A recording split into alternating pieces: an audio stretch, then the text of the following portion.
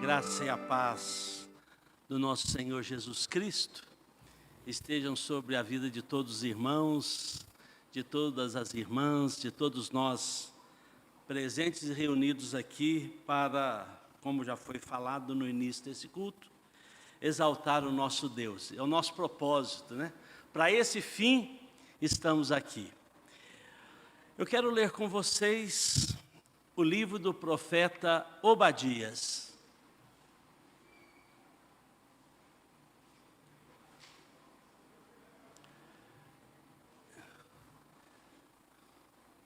O irmão pode ficar despreocupado que tem Obadias na sua Bíblia sim, viu? Procura aí que você vai achar. São 21 versículos e eu quero ler com os irmãos para que nós entendamos todo o texto e o contexto. Livro do profeta Obadias. Visão de Obadias, assim diz o Senhor, Deus a respeito de Edom. Temos ouvido as novas do Senhor, e às nações foi enviado um mensageiro que disse: levantai-vos, levantemo-nos contra Edom para a guerra. Eis que te fiz pequeno entre as nações, tu és muito desprezado. A soberba do teu coração te enganou, ó tu que habitas nas fendas das rochas, na tua alta morada, e dizes no teu coração: quem me deitará por terra? Se te remontares como águia e puseres o teu ninho entre as estrelas, de lá te derribarei, diz o Senhor. Se viessem a ti ladrões ou roubadores de noite, como estás destruído? Não furtariam só que lhes bastasse? Se a ti viessem vindimadores, não deixariam pelo menos alguns cachos? Como foram rebuscados os bens de Esaú, como foram esquadrinhados os teus tesouros escondidos. Todos os teus aliados te levaram para fora dos teus limites. Os que gozam da tua paz te enganaram, prevaleceram contra ti. Os que comem o teu pão puseram armadilhas para os teus pés. Não há em Edom entendimento. Não acontecerá naquele dia, diz o Senhor, que farei perecer os sábios de Edom e o entendimento no monte de Esaú. Os teus valentes, ó Temã, estarão atemorizados, para que do monte de Esaú seja cada um exterminado pela matança. Por causa da violência feita a teu irmão Jacó, cobrir-te-á vergonha, e serás exterminado para sempre. No dia em que, estando tu presentes, estranhos lhe levaram os bens, e estrangeiros lhe entraram pelas portas, e deitaram sortes sobre Jerusalém, tu mesmo eras um deles. Mas tu não devias ter olhado com prazer para o dia do teu irmão, o dia da sua calamidade, nem ter te alegrado sobre os filhos de Judá no dia da sua ruína, nem ter falado de boca cheia no dia da angústia. Não devias ter entrado pela porta do meu povo no dia da sua calamidade. Não devias ter olhado com prazer para o seu mal no dia da sua calamidade. Não ter lançado mão nos seus bens no dia da sua calamidade. Não devias ter parado nas encruzilhadas para exterminares os que escapassem, nem ter entregado os que lhes restassem no dia da angústia. Porque o dia do Senhor está prestes a vir sobre todas as nações. Como tu fizeste, assim se fará contigo. O teu mal feito tornará sobre a tua cabeça. Porque como bebestes no meu santo monte, assim beberão de contínuo todas as nações beberão, sorverão e serão como se nunca tivessem sido. Mas no monte Sião haverá livramento. O monte será santo, e os da casa de Jacó possuirão as suas herdades. A casa de Jacó será fogo, e a casa de José chama, e a casa de Esaú restolho. Aqueles incendiarão a este, e o consumirão. Ninguém mais restará da casa de Esaú, porque o Senhor o falou. Os de Neguebe possuirão o monte de Esaú. Os da planície aos filisteus. Possuirão também os campos de Efraim e os campos de Samaria. E Benjamim possuirá a Gileade. Os cativos do exército dos filhos de Israel possuirão os cananeus até Serepta. E os cativos de Jerusalém, que estão em Sefarade, possuirão as cidades do sul. Salvadores hão de subir ao monte Sião, para julgarem o monte de Esaú, e o reino será do Senhor. Que Deus nos abençoe, irmãos, com a leitura e a meditação que teremos na palavra do Senhor nessa noite. Mesmo assentados, oremos mais uma vez. Nosso Deus e Pai, estamos aqui para expressar a nossa adoração, o nosso louvor, nossa gratidão, o nosso amor ao Senhor. Porque, como cantamos, sem o Senhor na nossa vida, somos menos que nada. Temos consciência que o Senhor é tudo em nós. Se somos alguma coisa, se temos alguma coisa, é pela Tua obra e pela Tua graça. Queremos agradecer a bênção maior, a salvação em Jesus Cristo. Porque o Senhor nos alcançou com o seu amor e a luz do Evangelho. Fomos transportados do império das trevas para a Tua santa e maravilhosa presença, o Teu reino. O nosso nome escrito no livro da vida. E agora, ó Deus, vivemos em esperança, como também cantamos, da vinda do Senhor Jesus Cristo. E queremos, nessa história, nessa caminhada, como estamos fazendo neste domingo, neste culto, neste lugar, expressando o nosso amor, a nossa fé, a nossa adoração a Ti. Ó Deus, recebe as nossas vidas. E que agora a Tua palavra seja luz para o nosso caminho, lâmpada para os nossos pés. Seja graça nesses momentos de tanta desgraça, de tanta confusão, tempos difíceis que vivemos. Que a Tua palavra traga ânimo para o desanimado, força ao fraco, entendimento para aqueles que estão confusos e em ignorância. Que a Tua palavra, ó Deus, nos arranque da frieza, do comodismo, do pecado. Que a Tua palavra hoje seja como já foi explicado na Tua palavra, um martelo que esmiuça a rocha. Que tudo que resiste ao Senhor em nós, em nossa mente, em nosso coração, caia por terra em nome de Jesus. E que nessa noite estejamos próximos e em comunhão contigo, ó Deus. Seja glorificado através da Tua palavra, que Cristo cresça e se fortaleça em nossas almas. Por Jesus Cristo, Teu Filho amado, que nós oramos. Amém. Meus irmãos,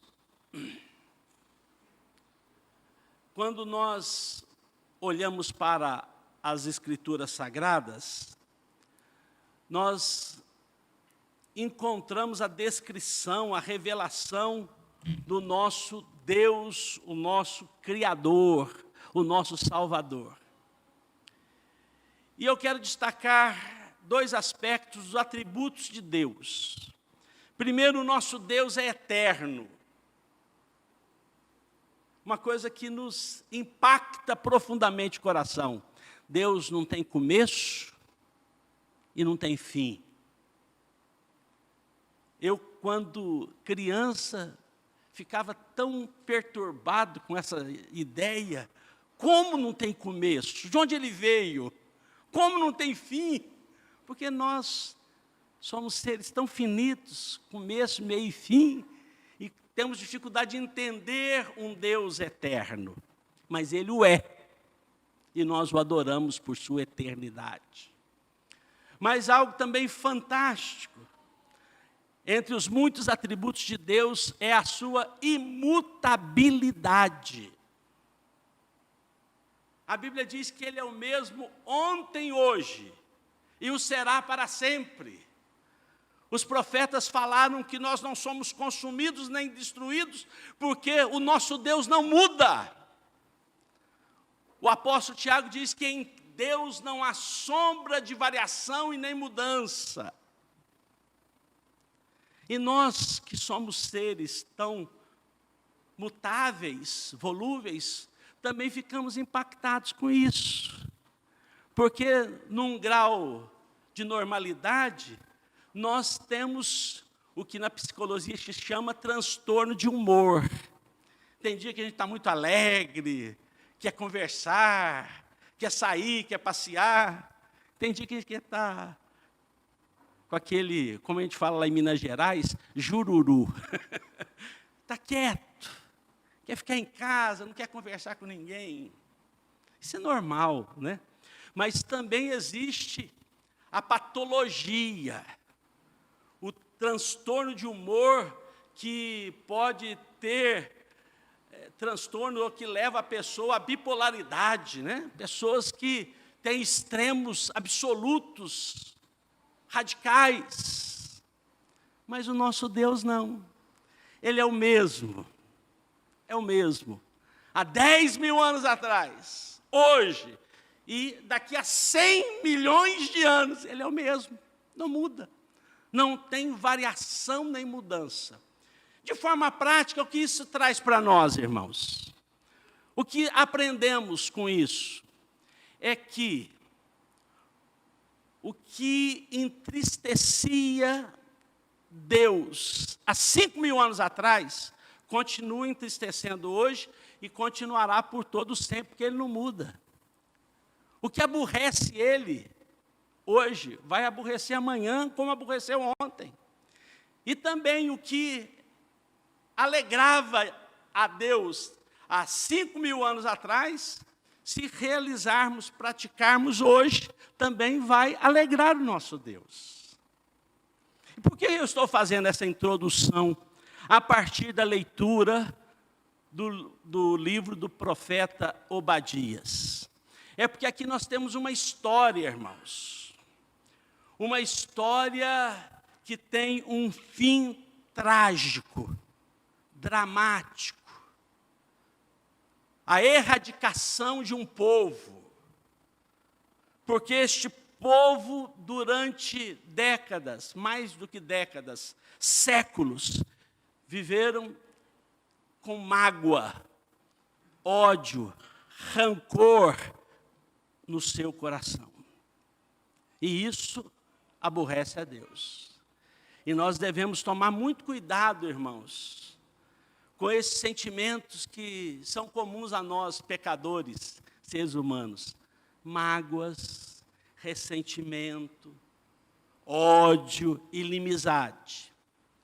Para que nós tenhamos uma compreensão ampla do que o texto está nos dizendo, eu vou lembrar vocês da história de Jacó e Esaú.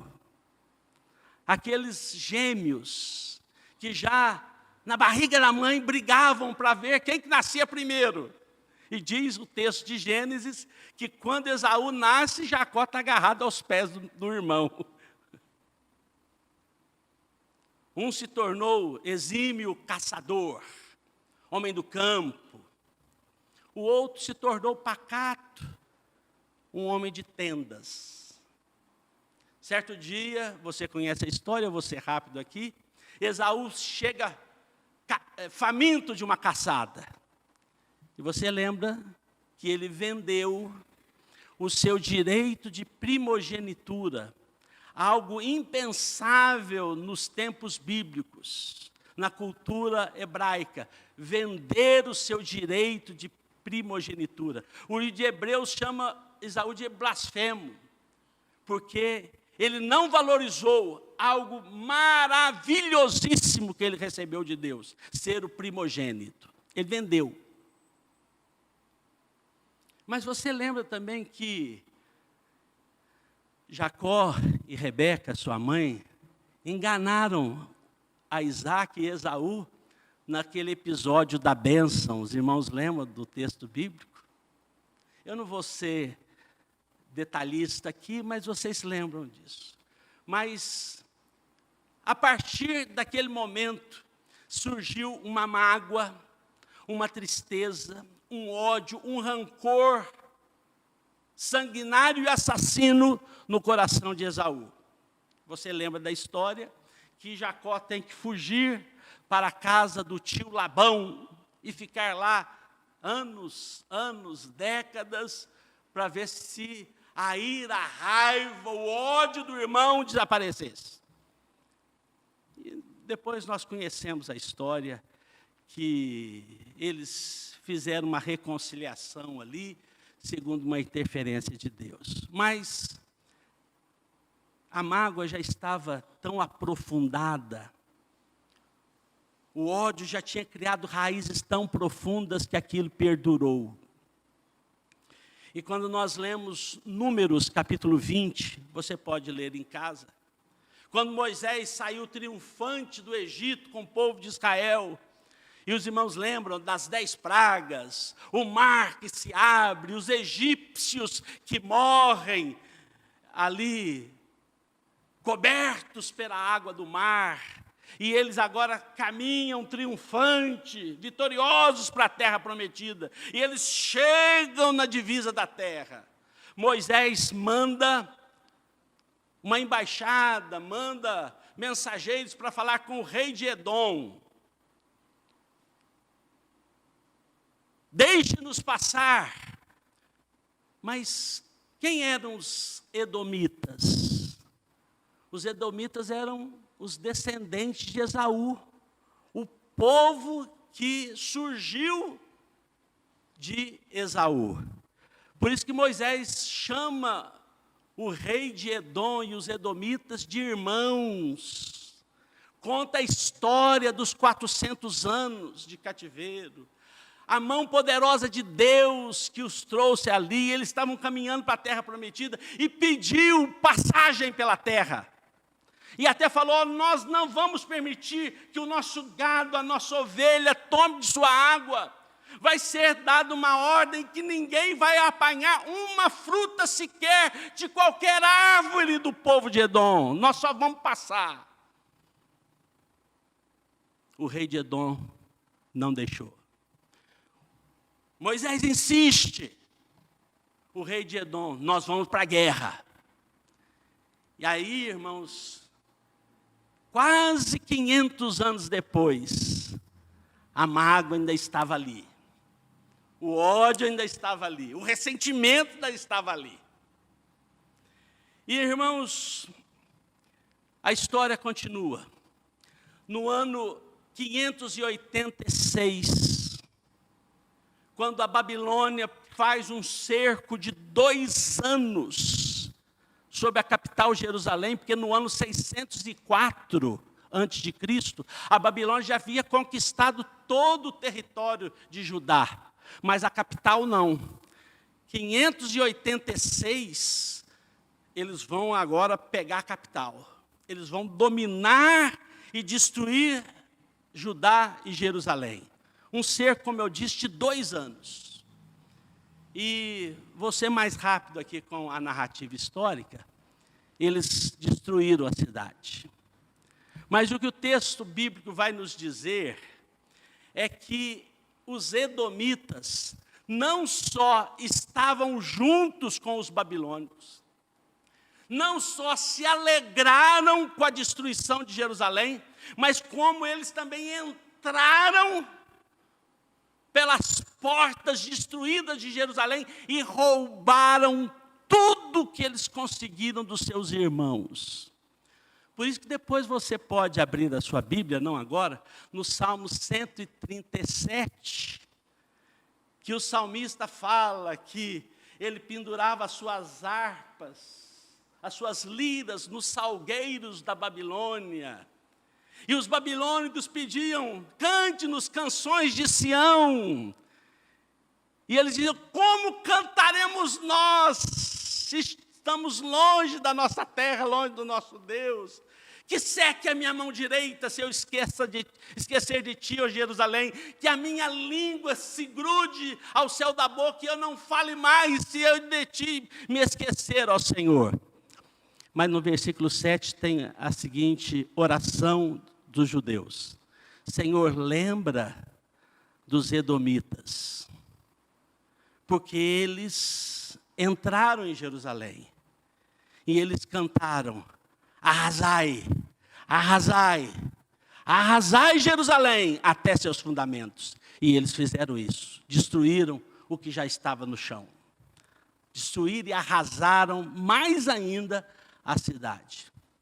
E Deus ouviu essa oração. O texto que nós acabamos de ler está situado neste ponto histórico. Israel, Judá está cativo na Babilônia. Jerusalém arrasada, queimada, destruída. O povo pedindo justiça e o povo se consagrando ao Senhor na Babilônia, esperando o cumprimento da profecia de Jeremias, que 70 anos depois eles retornariam. E Deus, então, agora manda os seus profetas falar com os edomitas. Por isso que o livro de Obadias, todo o capítulo, e só temos um capítulo, fala desse período, fala da palavra de Deus, da profecia de Deus aos edomitas. Mas também, irmãos, não foi apenas Obadias que falou essas palavras contra Edom. Isaías 34, Jeremias 49, Malaquias 1, Amós 1, de 11 a 12, Ezequiel, capítulo 25, Ezequiel, capítulo 35. Então, vários profetas trouxeram esta mensagem. E, meu irmão, algo que a gente precisa entender na Bíblia é aquilo que eu mencionei na introdução. Estamos aqui para honrar a Deus, não foi o que nós ouvimos do nosso irmão que fez a abertura do culto? Estamos aqui para honrar, para adorar, para celebrar a Deus, expressar o nosso amor a Deus. Entendemos, estamos conscientes que o nosso significado é Deus. Temos consciência que a nossa existência vem de Deus. E queremos honrar, amar, exaltar, obedecer a Deus, fazer o que Deus se agrada. Eu penso que todos nós já fizemos essa oração a Deus. Senhor, eu quero te agradar, eu quero te honrar. Amém, irmãos? Já fez essa oração? Então nós temos que olhar para esse texto.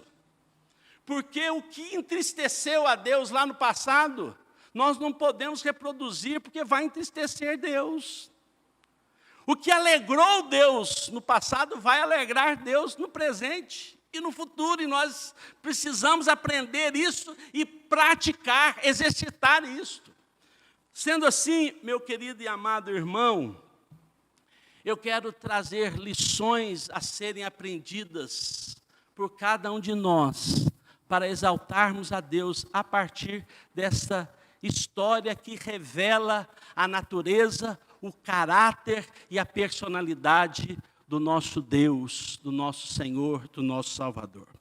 A primeira coisa que eu quero dizer aos irmãos é que Deus não espera, Deus não se agrada que um irmão faça mal a outro irmão.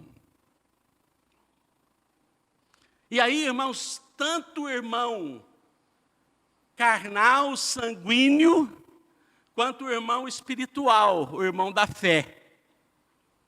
Mas, num certo sentido, irmãos, tanto o sanguíneo quanto o espiritual, todos são irmãos por causa do sangue.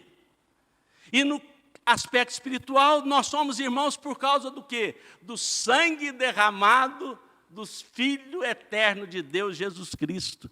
E nós tomamos o cálice na Santa Ceia, quando declaramos, esta é a nova aliança. Eu tenho uma aliança com Deus, uma aliança com o irmão, uma aliança de sangue. E nós somos, então, irmãos também de sangue. Então, Deus não quer, Deus não espera que um irmão faça mal a outro irmão. Eu vou pedir, por gentileza, que você reabra a Bíblia, que agora nós vamos voltar ao texto e ler vários versículos para fundamentar o que eu estou trazendo como princípio aos irmãos. Olhe, por gentileza, o versículo de número 10. Obadias, versículo 10. Por causa da violência feita a teu irmão Jacó, cobrir-te-á a vergonha e serás exterminado para sempre. Então, por que veio o juízo? Por que veio o castigo? Por que Deus mandou os profetas Isaías, Jeremias, Ezequiel, Amós, Malaquias, Obadias, lá para o território de Edom, lá para os edomitas? Fale com esse povo, porque eu tenho uma mensagem para eles. Por causa da violência feita ao teu irmão Jacó. Eu vou julgar e vou condenar vocês. Deus está repreendendo, mas Ele está explicando por que Ele está repreendendo. E nós não temos como não fazer o paralelo bíblico. O livro do apóstolo Judas fala, no verso 20, que quando Deus exercer juízo sobre todos os homens, todos os ímpios serão convencidos das suas obras ímpias, que eles impiamente praticaram. Ou seja, o que Judas está nos dizendo, que todo mundo que for lançado do inferno, todo mundo que for para o inferno vai convicto. Ninguém vai falar assim, Deus foi injusto comigo. Deus vai explicar e mostrar a rejeição do seu grande amor, a incredulidade no seu Filho. Deus vai fazer convicto todo pecador da sua condenação. É o que Deus está fazendo com os edomitas, por causa da sua violência contra o teu irmão. Por isso, queridos, quando nós trazemos essa mensagem para o Novo Testamento, o que Jesus nos ensinou? Se você chegar ao culto, chegar para a adoração, chegar para o cântico, chegar para a cantata, chegar para o momento de ofertório, quando você estiver trazendo a sua oferta, seja ela uma oração, seja ela bens materiais, seja ela louvor a Deus, e você se lembrar que tem algo contra o seu irmão tem algo contra você, o que Jesus nos ensina? Largue a sua oferta. Pare com o que você está fazendo. Não cante. Não dê o dízimo. Não faça essa oração. Para. Vai lá, resolva com o seu irmão. Não é isso que está na minha Bíblia? Está na sua, não é assim? Vai lá, resolva com o seu irmão.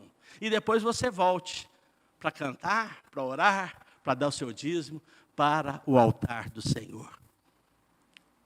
Os apóstolos nos ensinaram assim, como podemos amar a Deus que não vemos, se odiamos o irmão que vemos. Deus não espera, Deus não se agrada, por justificativa alguma, que um irmão faça mal a outro irmão. É isso que Deus está nos ensinando. Eu penso que todos os irmãos conhecem João 3,16. Quem conhece João 3,16, diga amém, por favor. Amém. Conhecemos. 1 João 3,16. Também é fácil, né? 1 João 3,16. O apóstolo é o mesmo, o capítulo é o mesmo, o versículo é o mesmo. Só que no Evangelho é a carta. Diz assim: como Cristo deu a sua vida por nós, também devemos dar a nossa vida pelos nossos irmãos. Olha para mim, por gentileza, querido. Apertou ou não apertou? Difícil, né? Cristo nos deu o exemplo. Paulo fala em Romanos 5, e nos cobre de adjetivos, que Deus nos amou sendo nós ainda pecadores, inimigos, rebeldes, iníquos. Então, Deus nos amou quando nós não merecíamos ser amados. Deus nos perdoou quando não merecíamos ser perdoados. Neste aspecto, neste ensino, o que Jesus nos ensinou, irmãos, na oração do Pai Nosso? Pai, perdoa os meus pecados. Sabe, Pai, por que o Senhor pode perdoar os meus pecados? Porque eu já perdoei aquele que me tem ofendido. Nós apresentamos a Deus como credencial para receber o perdão, nós que já fomos iluminados pelo Evangelho de Jesus, o perdão dado a quem nos ofendeu. E você conhece, Jesus nos ensinou. Quantas vezes devemos perdoar aqueles que nos ofendem? Irmãos, os textos são lindos e são muitos, mas é difícil para nós. E a prova está aqui. Essa inimizade dos irmãos Esaú e Jacó espraiou para as suas futuras gerações. 500 anos depois, a mágoa estava ali, eles não permitiram que os irmãos passassem pela terra. E quando a Babilônia veio, eles falaram: agora nós vamos acabar com essa raça. Nós vamos acabar com esse povo. Segunda coisa que o texto nos ensina: Deus vê todas as nossas atitudes e conhece todos os sentimentos e intenções da nossa alma. Eu queria que você me acompanhasse na leitura do verso 11 até o verso 14, porque o texto vai mostrar os detalhes, como Deus acompanhou toda aquela invasão, aquela destruição dos babilônicos, apoiado pelos edomitas. Diz assim o verso 11: no dia em que, estando tu presente, estranhos lhe levaram os bens, e estrangeiros lhe entraram pelas portas, e deitaram sorte sobre Jerusalém, tu mesmo era um deles. Mas tu não devias ter olhado com prazer para o dia do teu irmão, o dia da sua calamidade, nem ter se alegrado sobre os filhos de Judá no dia da sua ruína, nem ter falado de boca cheia no dia da angústia. Não devias ter entrado pela porta do meu povo no dia da sua calamidade, não devias ter olhado com prazer para o mal, para o seu mal no dia da sua calamidade, nem ter lançado mão nos seus bens no dia da sua calamidade. Não devias ter parado nas encruzilhadas para exterminares os que escapassem, nem ter entregado os que lhes restassem no dia da sua angústia. Olha a riqueza de detalhes. Eu vi quando vocês se alegraram, diz Deus. Eu vi quando vocês falaram de boca cheia, vamos destruir, vamos arrasar. Eu vi quando vocês lançaram sortes e dividiram a cidade. Eu vi quando vocês roubaram os bens dos seus irmãos. Eu vi vocês escondidos nas encruzilhadas, e quando alguém que conseguisse escapar dos babilônios, vocês prenderam e entregaram. Eu vi.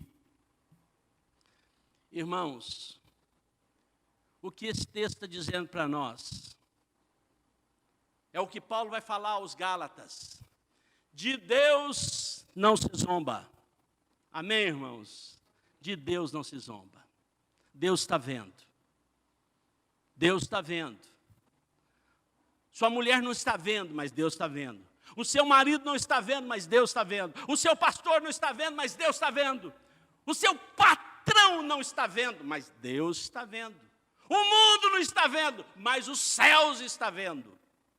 O salmista diz: para onde me ausentarei da tua presença? Se subo ao mais alto monte, tu lá estás. Continua o Salmo 139. Se eu desço ao mais profundo abismo, ainda lá a tua mão há de guiar-me. Ou seja, o profeta Isaías, ele descreve isso de uma forma magistral, quando ele diz: para Deus, a luz e as trevas são a mesma coisa. O que Isaías está revelando a respeito de Deus? Que Deus enxerga no claro, mas Deus enxerga no escuro. Deus enxerga nos lugares mais inimagináveis, impensáveis, Deus enxerga. Até dentro de nós, o que o profeta está dizendo, que Deus, Ele enxerga por dentro e enxerga por fora. A palavra não nos chegou na língua e Deus já sabe o que a gente vai dizer. Fantástico. Então, meu querido, isso nos enche de temor. Volto ao texto de Paulo: de Deus não se zomba. E aí aquela máxima do Evangelho: o que o homem plantar, isso ele vai colher.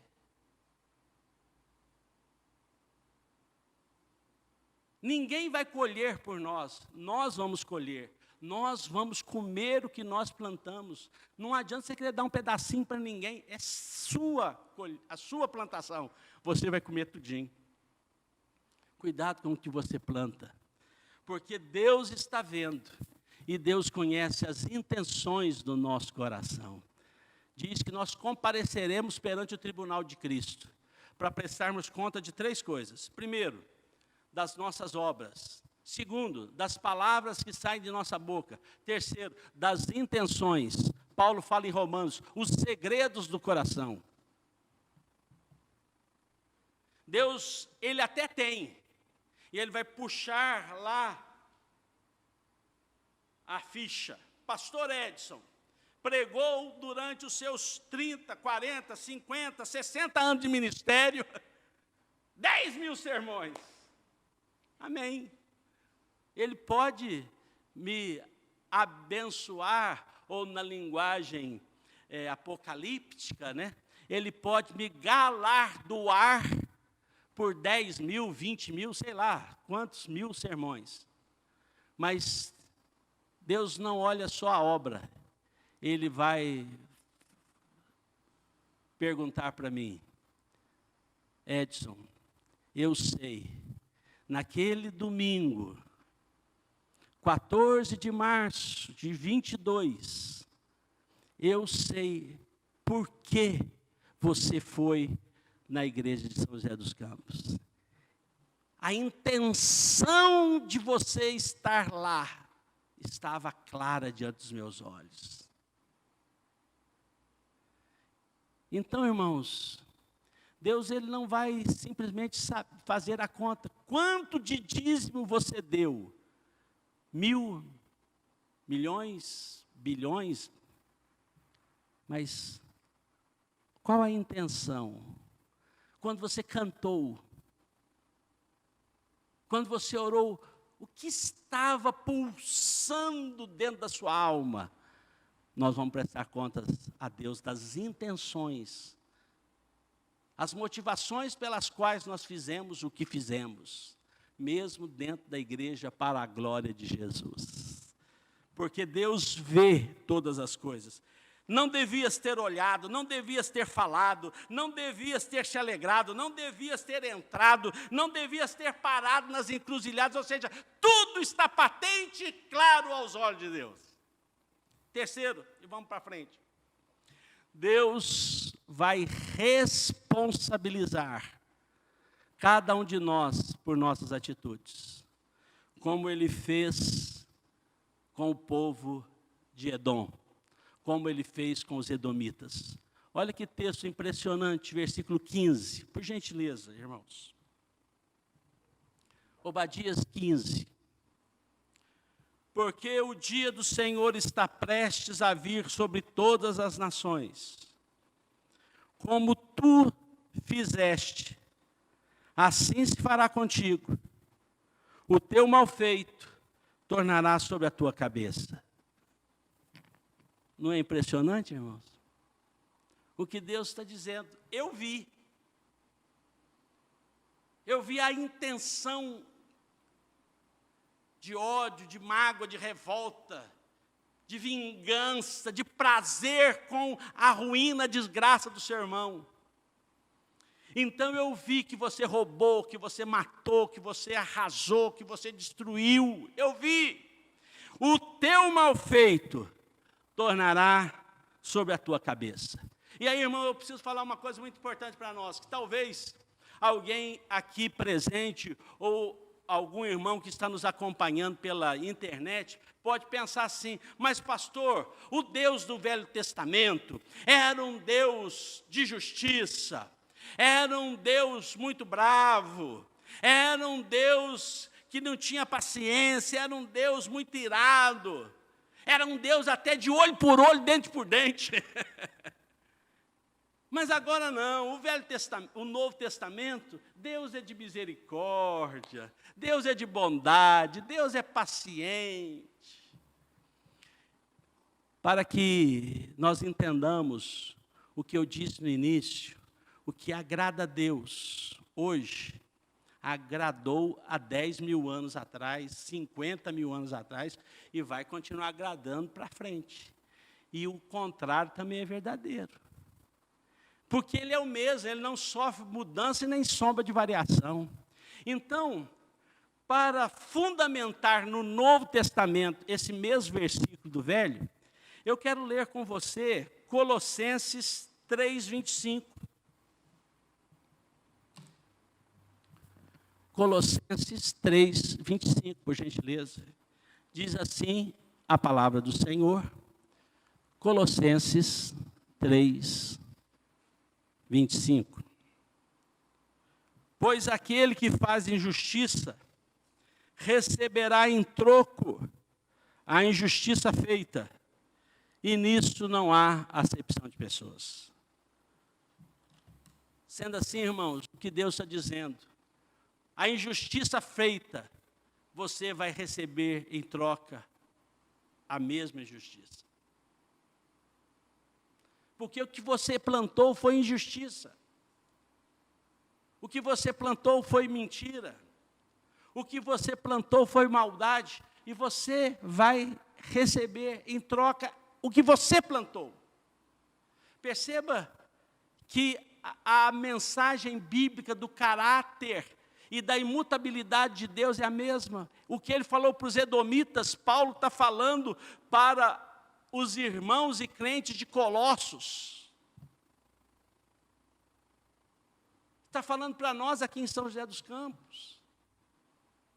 Não há acepção de pessoas. Nós podemos falar, não, mas isso são com os incrédulos. Eu sou presbítero, eu sou pastor, eu sou regente coral, eu sou do ministério de louvor. A Bíblia diz, não tem acepção de pessoas. Deus não isenta ninguém. O que você planta, o que eu planto, o que nós plantamos, nós vamos colher, porque diz a palavra, Deus responsabiliza cada um pelas suas atitudes. Quarto lugar, irmãos, se a gente vai caminhando para o fim. O que nós aprendemos a respeito de Deus a partir do livro do profeta Obadias, é que Deus sempre restaura o filho que se arrepende. Louvado seja Deus. O salmista diz, bendito seja Deus que não me rejeita a oração e nem afasta de mim a sua graça. O livro de Atos diz, um coração compungido, um coração quebrantado, Deus não despreza. Irmãos, nós temos um exemplo clássico, emblemático quanto a isso. Todos nós reconhecemos e sabemos que Judas traiu Jesus. Judas vendeu Jesus, fez o impensável. Mas ele não se arrependeu não se quebrantou, não voltou aos pés de Jesus, como momentos antes lá na ceia, ele estava ao lado e reclinava-se a Jesus. Ou quando ele chegou no Getsemane, ele beijou a Jesus. Ele poderia ter voltado, caído aos pés de Jesus, gritado e clamado por misericórdia: Jesus, eu fui louco, eu fiz algo terrível, eu te traí, eu te vendi, mas eu estou arrependido, me perdoa. Não, ele foi para a primeira árvore com a corda que tinha em mãos e se enforcou. E o nosso querido e glorioso Pedro também fez o impensável, ele negou, ele traiu Jesus, e foi 3 vezes consecutivas. Na última vez, eu preciso ser mais rápido aqui, que meu tempo está acabando, mas você leia depois com calma o Evangelho, diz que quando a moça falou: você é um deles, ele levantou diante da fogueira, ele esperneou, ele pulou, ele blasfemou, ele falou vitupérios, ele falou coisas terríveis, coisas ruins a respeito de Jesus. Eu não conheço, e ali foi. Mas acontece que Pedro se arrependeu e recebeu o perdão. Judá, e nós conhecemos os livros dos profetas, recebeu mensagem após mensagem, profecia após profecia, mensageiros e profetas que falaram da parte de Deus, buscando arrependimento, buscando retorno, buscando uma aliança, uma renovação dos votos, mas eles foram inflexíveis, inquebráveis, indomáveis, e o juízo veio. Mas, irmãos, uma coisa interessante é que depois que Jerusalém foi destruída, o povo se arrependeu. Mas, pastor, onde está isso? Nos vários livros. Você lembra de Daniel, que se tornou o primeiro ministro da Babilônia? Você lembra de Sadraque, Mesaque e Abedênego? Você lembra do livro de Esther, Mordecai, a rainha Esther, que se tornou rainha da Babilônia? Já citei o Salmo 137, o povo clamando e anelando voltar para a terra. Eles se arrependeram e se quebrantaram. Por isso que Deus fala da restauração do filho arrependido. Verso 17: no Monte Sião haverá livramento, o monte será santo, a casa de Jacó possuirão as suas heranças. A casa de Jacó fogo, a casa de José chama, e a casa de Esaú restolho. E depois ele vai dizendo: Efraim vai possuir isso, Manassés vai possuir aquilo, e a restauração do povo. Quarto lugar, irmãos, não importa o tamanho do seu pecado, Jesus é maior. Não importa o que você tenha feito, algo terrível, abominável, impensável, uma loucura, mas nós olhamos para a ceia e afirmamos: o sangue de Jesus tem poder, o sangue de Jesus nos purifica de todo o pecado. Por isso que a mensagem que eu trago para você essa noite, a partir dos edomitas, é que eles não se arrependeram e foram erradicados da terra. Os de Judá se arrependeram e foram restaurados. Quinto e último lugar, irmãos. Por quê? Versículo 21, olha aí, eu termino aqui. Salvadores hão de subir ao monte Sião, para julgarem o monte de Esaú, e o reino será do Senhor. O que Deus está dizendo aos edomitas, está dizendo ao seu povo O povo de Israel está dizendo a nós, cristãos, depois de tantos anos desse fato ocorrido, é que Deus reina.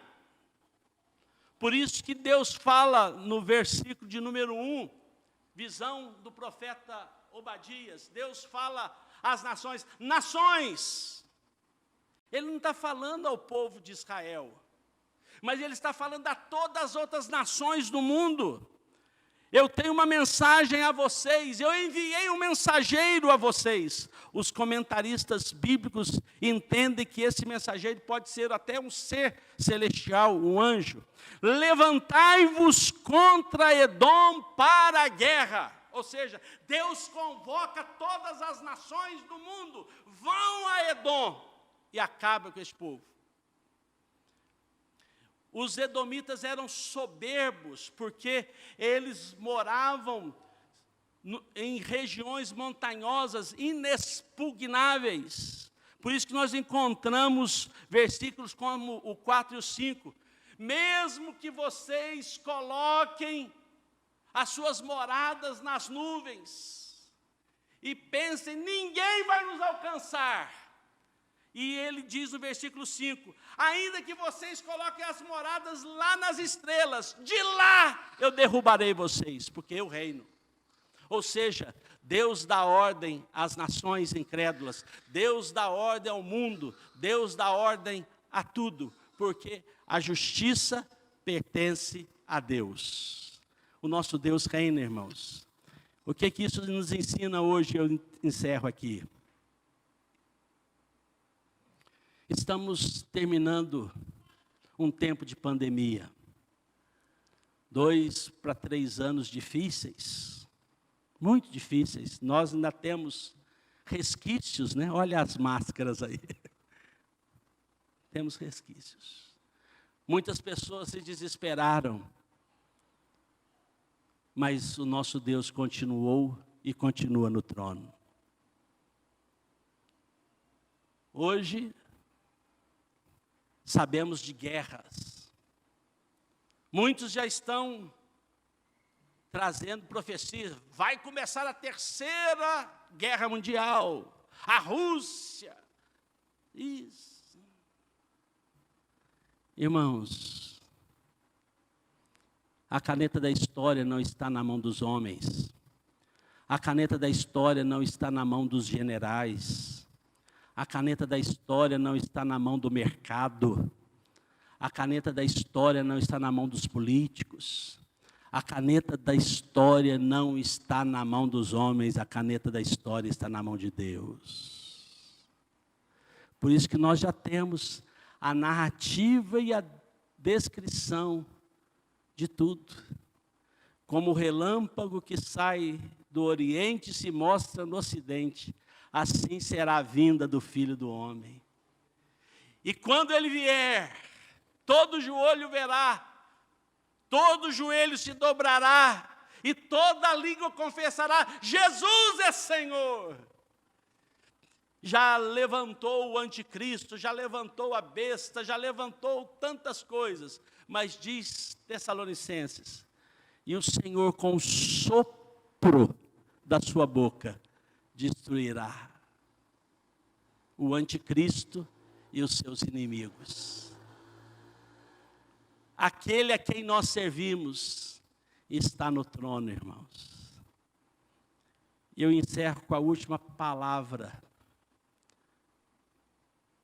Isaías, no capítulo 6, foi ao templo orar e diz, no ano da morte do rei Uzias, o rei Uzias foi um dos pouquíssimos reis bons que trouxe paz, prosperidade e espiritualidade, tempos de muita alegria à nação. Morreu. O profeta Palaciano vai ao templo, levando as suas angústias, seus medos, seus pensamentos que borbulhavam ao seu interior, que fluía ansiedade, preocupação. O que será da nação?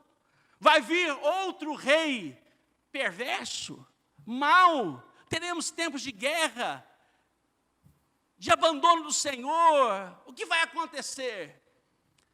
Mas o que Deus mostrou ao profeta em tempos de inquietação, medo, dúvidas. Eu vi o Senhor assentado num alto e sublime trono. E meu irmão, nosso Deus está no trono. Ele reina. E nós precisamos nos submeter a Ele. E entender que Ele é o mesmo. E nós precisamos honrá-lo. O que agradava, continua agradando. O que entristecia, continua entristecendo. E nós precisamos viver dessa forma, segundo a sua santa vontade. Que Deus nos abençoe, irmãos.